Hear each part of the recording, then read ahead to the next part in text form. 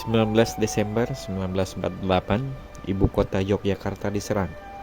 Presiden Soekarno, Wakil Presiden Muhammad Hatta, dan para pemimpin Republik ditangkap oleh Belanda. Radio Hilversum di Belanda mengumumkan Republik Indonesia telah bubar.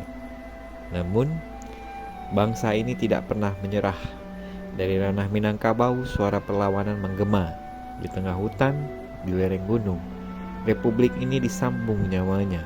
Inilah kisah heroik pemerintahan darurat Republik Indonesia, sang penyelamat kemerdekaan.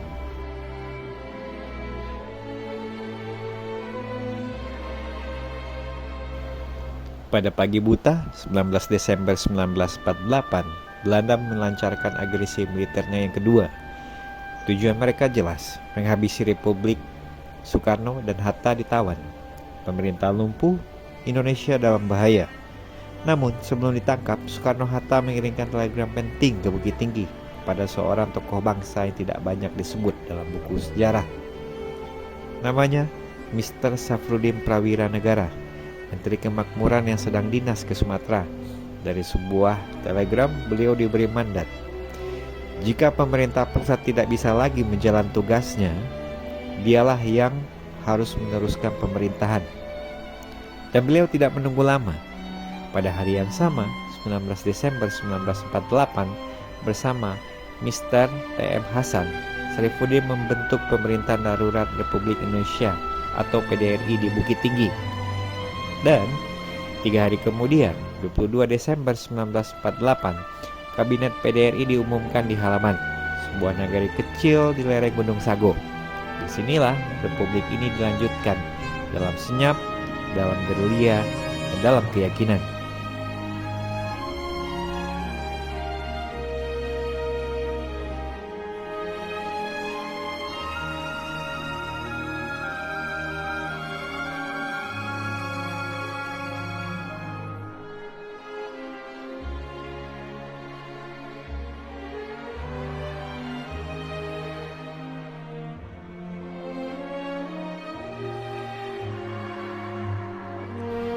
PDRI tidak hanya simbol perlawanan, ia adalah pemerintahan yang aktif, menyambung komunikasi lewat stasiun radio Kota Tinggi, menyusun strategi, mengkoordinasikan tentara dan menjaga semangat rakyat. Rakyat Minangkabau memberikan dukungan penuh, moral dan material. Para pejuang bergerilya di hutan, sementara di dunia luar mulai sadar, Republik Indonesia belum mati.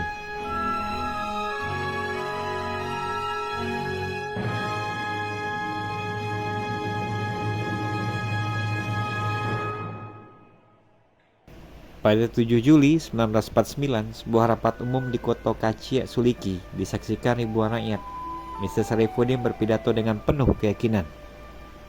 Kalau akan hancur, lebih baik sama-sama. Kalau akan tenggelam, kita akan tenggelam bersama. Tapi saya yakin, bersama kita tidak akan tenggelam. PDRI ini bukan untuk pangkat.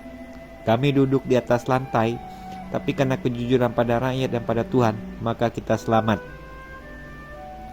Profesor Jimli Asiliki menyebut Sarifuddin sebagai kepala negara dan kepala pemerintahan yang sah. Bahkan Muhammad Hatta menyebut beliau sebagai presiden darurat. PDRI bukan sekedar pelengkap sejarah, PDRI adalah penyambung nyawa Republik Indonesia. Tanpa PDRI, siapa tahu apa yang terjadi pada negara ini.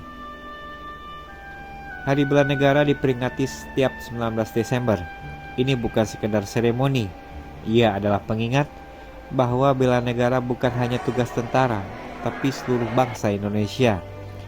Dari halaman ke seluruh negeri, semangat PDRI mengajarkan kita, dalam gelap selalu ada cahaya, dalam keterjepitan selalu ada harapan.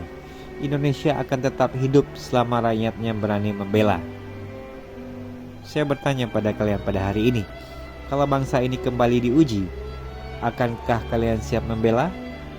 Jangan lupa like, share, dan subscribe untuk video sejarah inspiratif lainnya. Hari Bela Negara, milik seluruh bangsa Indonesia.